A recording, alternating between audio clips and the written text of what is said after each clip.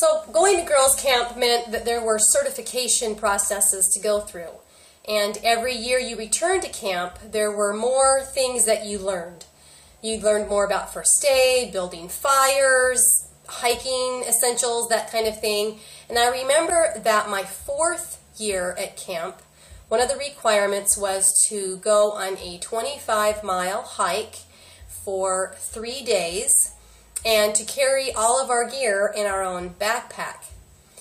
There were switchbacks and steep grades and rocks to climb and mosquitoes and all kinds of challenges that led to blisters and sore muscles.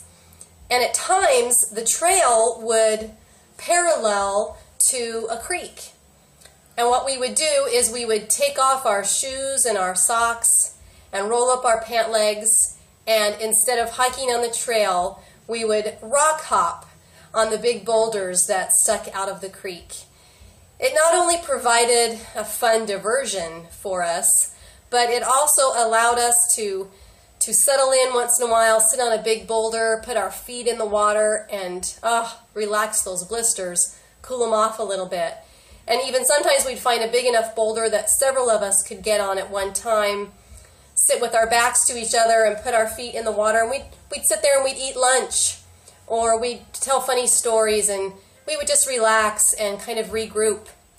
By doing that, it always helped us be ready to get back on the trail for that next steep incline that we had to hike, or the next switchback that we had to walk up. And it just refreshed us, and we were always ready.